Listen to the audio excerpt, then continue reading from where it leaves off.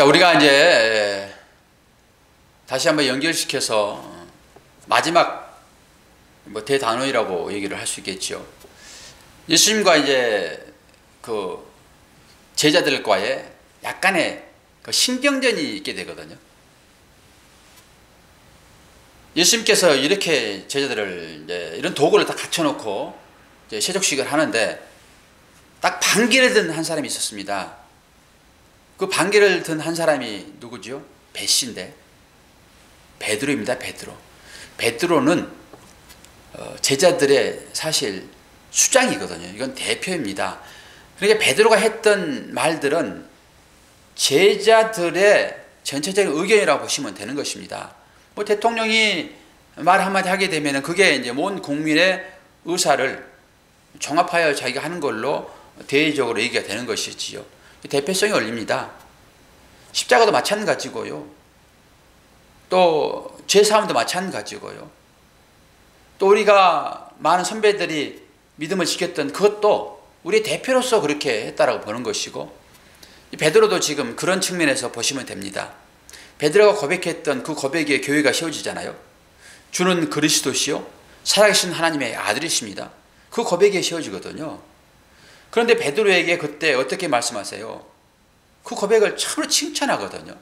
그러면서 그것은 네가 하는 것이 아니라 하나님께서 알려주신 것이다 라고 얘기를 합니다. 그때 이제 선물을 하나 주는데 그게 열쇠예요. 이 땅에서 매면 하늘에서도 매일 것이요 이 땅에서 풀면 하늘에서도 풀리리라. 그런데 이것을 곡해해 가지고 우리 가톨릭에서는 교황이 그걸 받았다. 베드로의 이제 그 직분을 이어받은 자가 교황이다. 그래서 교황이 이쪽에서 열면 열려버리고 닫으면 닫은다. 그래서 고해성사를 그래서 하는 것입니다. 사제들이 선포를 해주지 않으면은 그들은 죄에서 벗어날 방법이 없어요. 사실 사면권이 누구에게만 있습니까? 이게 베드로에게 줬다 해가지고 교황이 그걸 가져서 교황이 선포할 수 있는 부분입니까? 그건 아니죠. 전체에게 다 준 것입니다. 그래서 제자들의 고백 이후에 교회가 세워진 것이지 베드로의 고백에 세워진 게 아니에요. 가톨릭만 옳다라고 주장하면 안 되죠. 모든 교회는 보편적인 모든 교회가 다 제자들의 고백에 세워진 것이죠. 이제 이런 것들이 격가지들이에요. 본론하고는 조금 벗어난 것이지만 여러분들 상식적으로 좀 알아두면 좋죠. 뭘. 베드로가 지금 뭐라고 얘기해요? 발을 씻는데 어떻게 선생이 주님이 어떻게 우리들의 발을 씻습니까? 제가 처음에 말씀드렸잖아요. 발이라고 하는 것은 늘 자기 자신 생각할 때 더럽다고 생각하는 거예요. 그래서 세면대 위에서 발 얹고 이렇게 씻는 것 이상하게 생각하잖아요. 이제 그런 것입니다. 저도 사실 세족식 한 번 해봤나요? 저도 베드로 같은 그런 성향이 있는 것 같아요. 누구한테 발 내미는 것이 상당히 거북스러워요. 용감한 자들이 발을 내밉니다, 사실. 그래서 베드로가 그런 마음을 가지고 안 됩니다. 어떻게 주님이 우리 발을 씻을 수 있습니까? 얘기하잖아요. 주님이 하신 말씀이 뭐예요? 네가 지금 발을 씻지 않게 되면은 나하고는 상관이 없어. 상관이 없다라고 하는 말이 무슨 말이겠습니까? 천국과 너는 상관이 없는 자야 이런 거 아닙니까? 너 구원 받지 못해 이런 거 아닙니까? 십자가 관계없어 이런 거 아닙니까? 베드로가 얼마나 놀랬겠습니까? 아니 그러면은 제 머리도 씻어주고 손도 씻어주세요. 목욕시켜주세요 이런 거 아닙니까? 그러니까 주님 말씀하시잖아요. 목욕한 자는 다 씻을 필요 없어. 발만 씻으면 돼. 그러니까 또 이걸 가지고 또 가톨릭은 그렇게 하는 거예요. 그래서 죄 사함을 계속 선포하는 거거든요. 원죄는 다 해결됐지만은 그래도 자범죄 그것은 계속 회개함으로 용서를 받아야 돼. 이런 식으로 접근해 버린다라고 하는 것이죠. 이건 절대 그런 의미가 아닙니다. 그 당시의 풍습을 배경을 알지 못하게 되면 그렇게 갈 수 있는데요. 그래서 성경은 배경은 잘 살펴야 되는 거예요. 그들은 주님이 하신 말씀이 뭔지 잘 알아요. 한번 목욕한 자는 다 씻을 필요 없어. 너희들은 목욕한 자야. 그 당시에 정결 예법이라고 하는 것은요, 누구한테 초대받게 되면은 기본적으로 목욕을 하고 가는 풍습이 있었다고 하는 것입니다. 그래서 그들이 어떻게 되는 거예요? 어떤 음식을 먹을 때는 기본적으로 손을 씻었습니다. 이게 정결 예식이거든요. 그래서 바리새인들이 당신과 제자들은 왜 씻지도 않고 손을 씻지도 않고 음식을 먹습니까? 이런 거거든요. 그들은 철저하게 손을 씻었어요. 이게 정결 예법에 어긋난 거거든요. 어디에서 그게 드러났습니까? 그들의 잘못이. 예수님께서 혼인잔치에, 가나 혼인잔치에 불러갔었을 때 그때 포도주를 기적으로 이렇게 나타내시잖아요. 그때 항아리가 비어 있었습니까? 채워져 있었습니까? 물이. 그들은 정결 예식을 철저하게 지켰던 사람들입니다. 그런데 항아리가 비어 있다라고 하는 건 뭐예요? 형식적인 율법주의자들이었다라고 하는 거예요. 항아리가 채워 있어야지, 6개나 있었는데. 그런데 비어 있었잖아요. 그럼 뭘로 그들이 씻어요? 안 씻었을 거예요. 말만 그러지. 이걸 그때 폭로시켰잖아요, 주님이. 너희들은 거짓부랭이들이야. 이런 거요. 말만 그냥 번들하게 그냥 신앙생활 한다고. 남들은 정죄하고. 3번씩 금식하면 뭐해? 하루에 3번씩 기도하면 뭐해? 너희들 구제는 딸랑딸랑 하면서 지금 구제하잖아. 이런 부분도 다 제가 설명 다 해드렸습니다. 그 의미가 어떤 것인지. 형식적으로만 하는 그들의 형식적인 예배, 이걸 받지 않으신다라고 하는 것이죠. 베드로가 주님이 하신 말씀을 그때 깨달았어요. 그들은 벌써 몸을 다 씻고 왔거든요. 초대받은 것이니까. 그리고 6월절이니까. 6월절에 씻지 않는 사람이 어디 있어요? 다 씻지. 저도 설교하려고 그러면은 기본적으로 다 목욕하고 다 드라이하고 다 그렇습니다. 철야 기도할 때도 제가 크게 바쁘지 않으면 다 샤워하고 다 해요.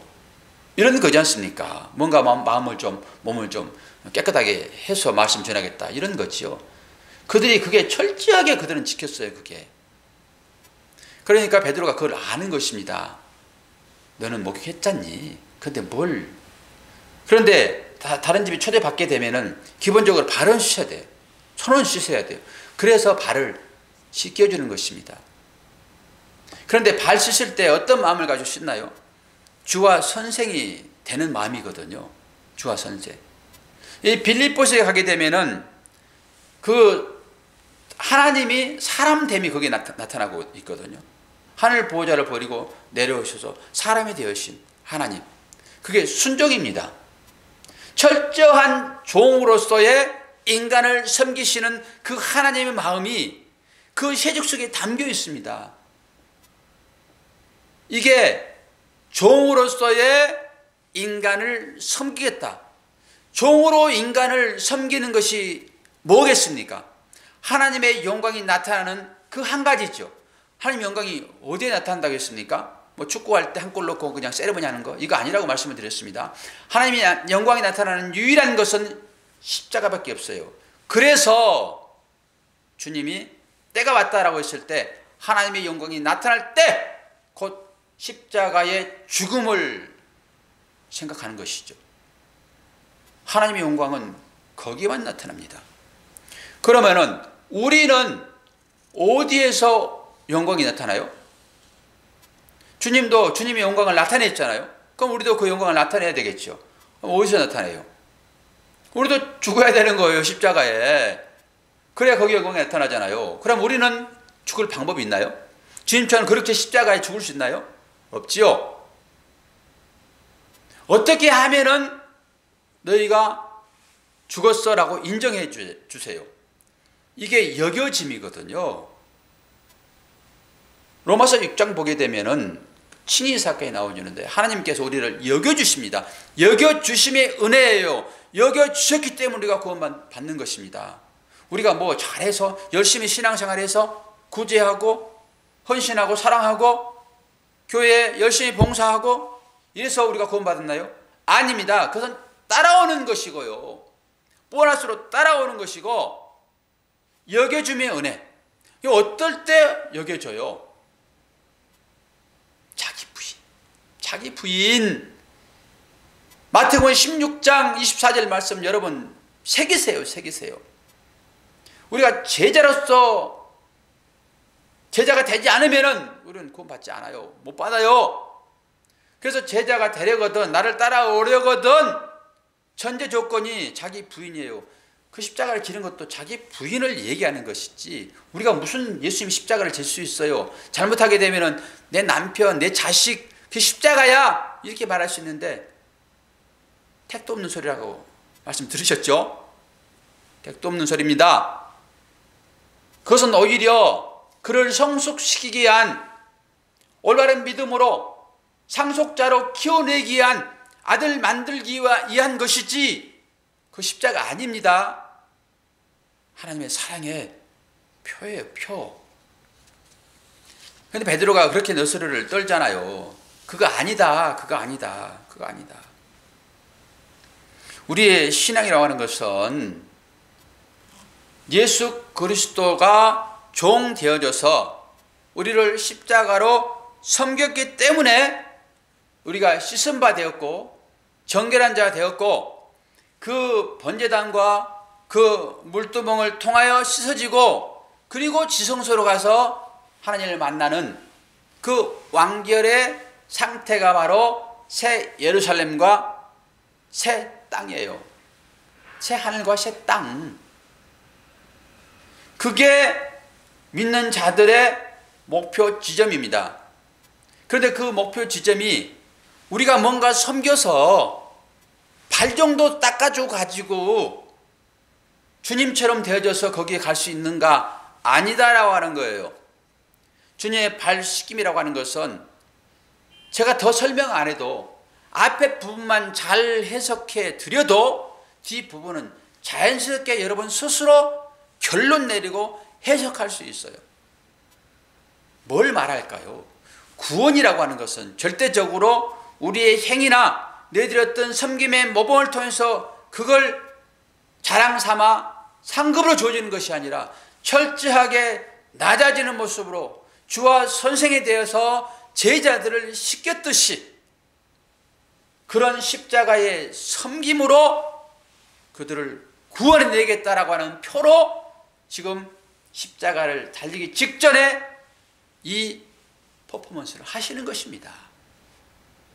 잘 알아들으라고 지금 주님이 말없이 행동으로 보여주고 있는 거예요. 뭐 일일이 설명하지 않아도 주님이 하셨던 그 일들을 제자들이 그 당시에 이걸 알아 먹었으면 좋았겠지만은 그들은 이런 것들을 하나도 못 알아먹었어요. 지금 유대인들도 이런 사실들을 다 알지 못하여 지금도 메시아를 기다리고 있잖아요. 언제 주님이, 아니 제자들이 이러한 사실들을 인식했을까요? 그때 행함이 나오는 것입니다. 이 인식될 때만이 하나님이 누구이시며 예수 그리스도가 누구이신 것을 인식되어지고, 그때 알 때에 요한복음 17장에서 나오는 끝까지 사랑하신다 하고 하기 전에 영생은 하고 하면서 얘기했던 그 얘기, 그게 어떻게 주어지냐고요. 지혜로만이 가능한 거거든요.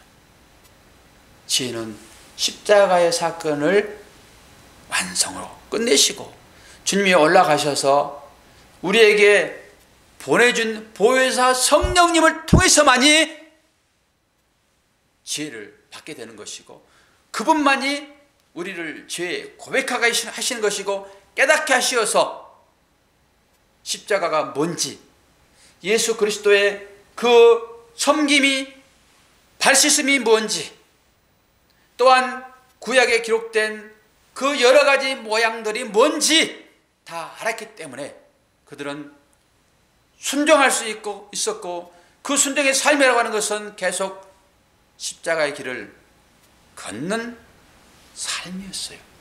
걷는 삶이었어요. 오늘 제가 새벽 시간에 저희 계시록을 하고 있는데요. 이 계시록을 통해 가지고 받은 은혜를 잠시 나눠드리고 오늘 이 설교를 좀 마치고자 해요. 뭐 주일 지난번에 예배 아니니까 오늘 아침에 새벽에 드려진 설교예요. 계시록 우리가 지금 1장을 보고 있는데 1장에 요한이 그 반모섬에 유배되는 거거든요. 반모섬에 유배되는데 왜 반모섬에 유배되었는지를 지금 요한이 설명을 해주고 있어요. 요한계시록 1장 8절 9절 제가 읽어드리고 잠깐 설명하고 마칠게요. 주 하나님이 이르시되 나는 알파와 오메가라. 이제도 있고 전에도 있었고 장차 올 자요 전능한 자라 하시더라. 우리의 미래, 우리의 현재, 우리의 과거 다 주장하신 분이 바로 하나님이시다라고 하네요. 그분이 전능하신 분. 이게 알파 오메가라는 표현으로 얘기를 해줬거든요. 그러면서 요한이 뭐라고 해요? 나 요한은 너의 형제요. 예수의 환난과 나라와 참음에 동참하는 자라. 하나님의 말씀과 예수를 증언하였으므로 말미암아 반모라 하는 섬에 있었더니 이 한 구절만 가지고 아침에 새벽 설교를 했습니다. 30분 정도. 그렇게 할 수는 없고 간단하게 말씀을 드리는 것은 나 요한이 지금 누구라고 얘기하고 있어요? 너의 형제라 얘기합니다. 여기에 이 요한은 예수 그리스도를 상징하는 것이라 볼 수도 있어요. 예수님이 지금 우리에게 오셔가지고 나는 너의 형제야 따뜻하게 얘기해 주고 있거든요. 왜 형제라고 이런 말씀을 우리에게 주고 있습니까? 뒤 북절 보세요. 예수의 환난과 나라와 참음에 동참하였기 때문에 요한이 반모섬에 유배된 것입니다. 전도자로 믿음의 삶을 사는 자로 살았기 때문에 이유 없이 그거 하나 때문에 그들이 반모섬에 요한이 유배됐다라고 하는 것이죠. 그 반모섬은 현재로 보면 어디일까요? 현재로 보게 되면 우리가 처한 그 고난의 현장이겠죠. 고난의 현장. 우리의 삶 가운데, 믿음의 삶 가운데 고난의 현장이 없다라고 하게 되면 우리는 예수 그리스도를 증언한 자의 삶을 살지 않았다고 여러분 자각하셔야 돼요. 예수 그리스도의 증언의 삶을 사는 자는 기본적으로 반모섬으로 갈 수밖에 없어요.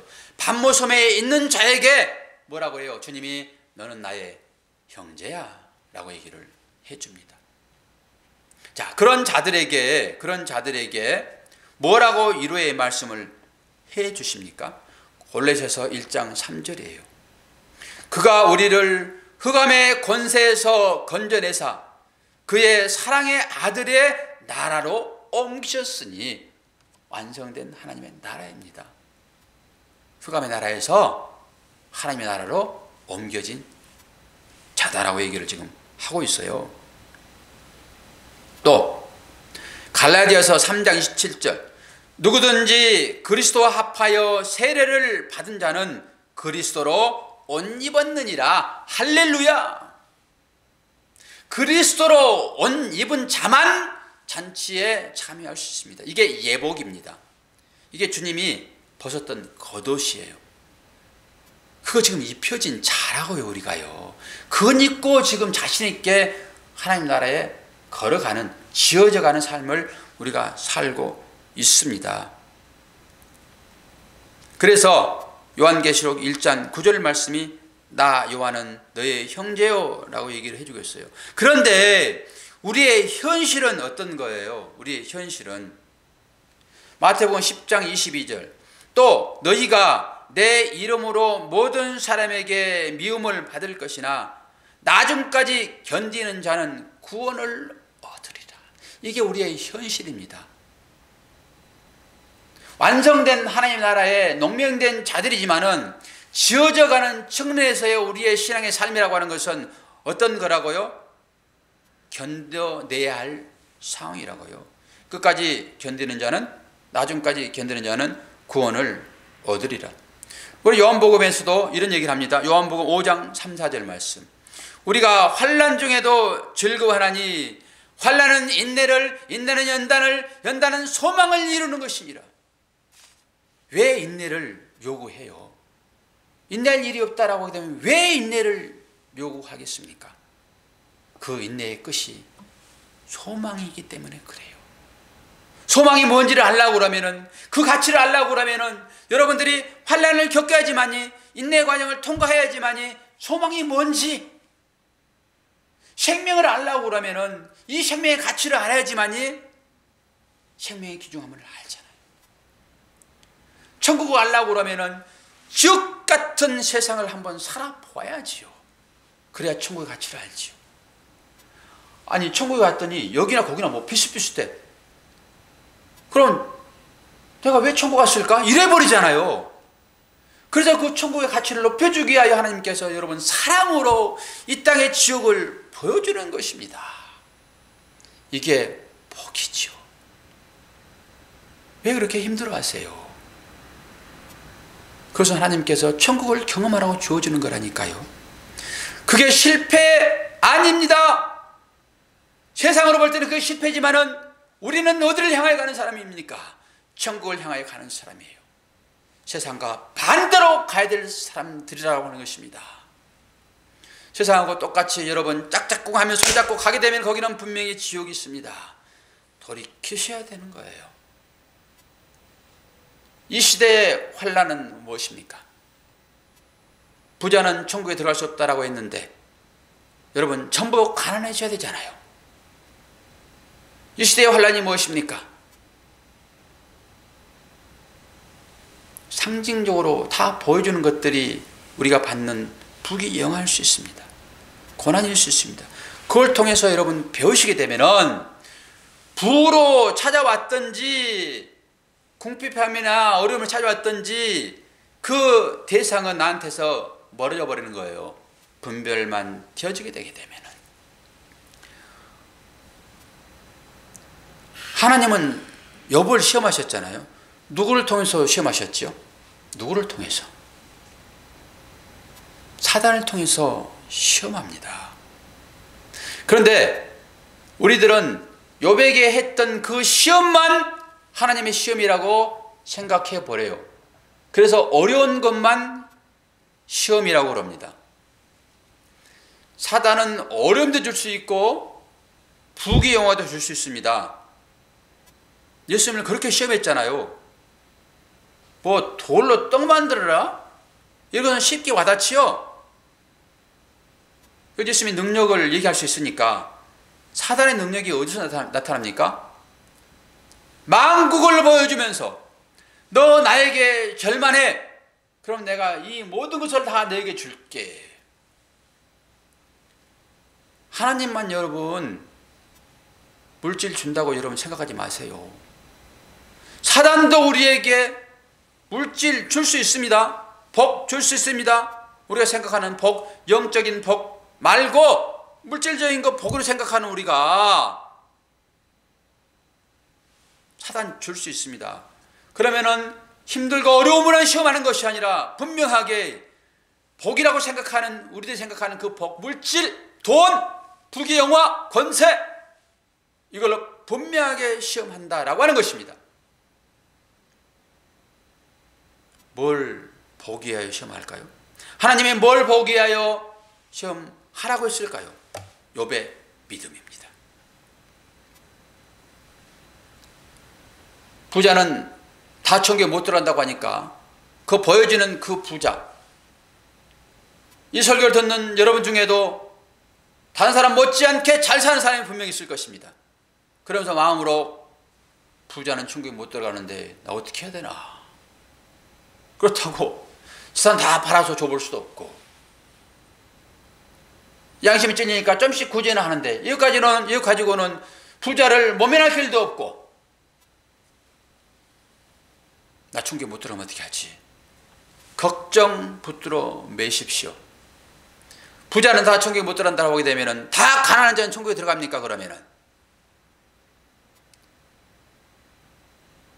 거지라고 살아가는 모든 사람은 천국에 들어갑니까? 그러면 잘 사는 강남의 사람들은 다 천국에 못 들어갑니까? 그런 얘기를 하고 있을까요? 여러분 자유하십시오. 내가 어떤 것을 가지고 있느냐, 가지고 있지 않느냐가 중요한 것이 아니라 내가 그 소유를 갖지 않는 그것을 어떻게 생각하고 있느냐, 이게 문제예요. 이게 중심입니다.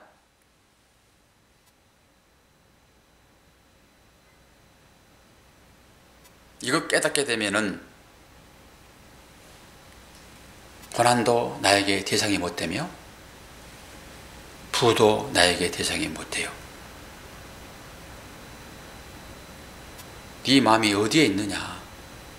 정말로 오늘 본문 말씀처럼 주님의 마음이 되어 그 섬김의 자세로 네가 신앙생활을 하고 있으며 마태복음 5장에 나와 있는 그대로 너희들이 실천하며 사랑하고 있느냐?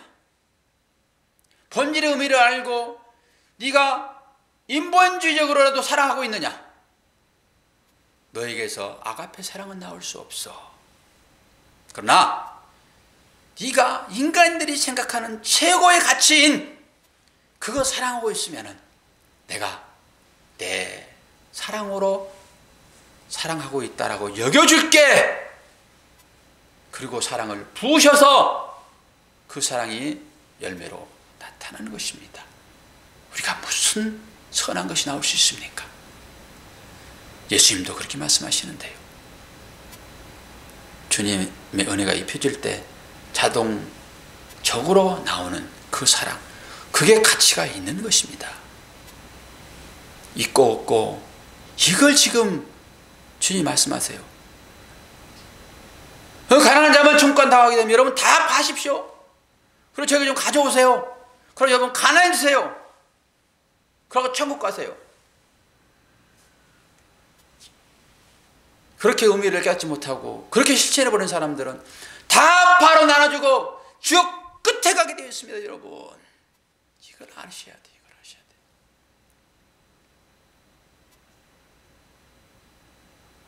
심령의 가난을 얘기를 하는 것입니다. 심령의 가난. 보너스로 뒤에 조금 또 붙여드렸어요. 뭐 다 연결되어 있지요.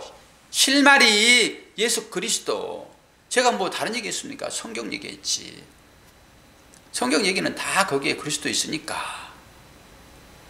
문맥상으로 조금 줄거리에서는 벗어났지만 다 그리스도라니까요. 그리스도. 그러니까 그리스도를 보여주지 않는 것이 돼야 여러분들이 얘기를 하지만은 설교가 좀 길어지거나 본문에 그 딱 세우는 그것과 조금 벗어났다 해가지고 그런 거 가지고 말하면 안 돼요. 그리스도 보면 되죠. 그 안에서. 제가 6시 반에 27분에 시작했는데 지금 딱 1시간 됐네요. 1시간. 7시 28분이니까. 이걸 2편으로 나눌까 3편으로 나눌까 제가 나눠서 이제 여러분 지루하지 않도록 그렇게 올려드릴 것인데 여러분 반복해서 좀 들으시고요. 제가 리얼하게 조금 더 할 수도 있는데 이럴 때는 그럼에도 불구하고 여러분들이 그것이 거친 또 반석이 되면 안 되니까 제가 리얼하게는 못해요. 그러나 조금만 생각을 좀 바꾸시게 되면은 천국을 누릴 수 있거든요. 우리가 천국을. 여러분 마음 바꾸지 못하기 때문에 여러분 삶이 지옥인 것이에요.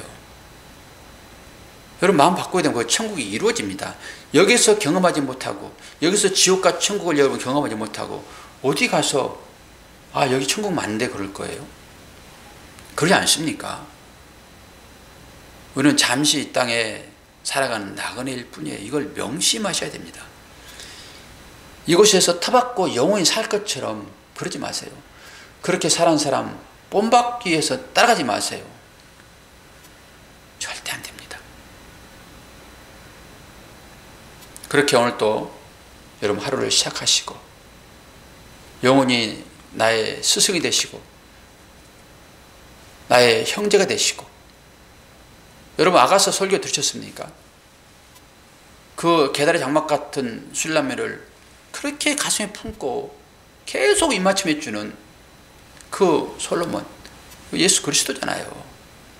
그 품 안에 있는 것으로 여러분 만족하시고 영원히 그날을 살 것을 여러분 마음에 새기시면서 조금 힘들고 어렵더라도 잘 인내하시며 살아가시기를 축원합니다.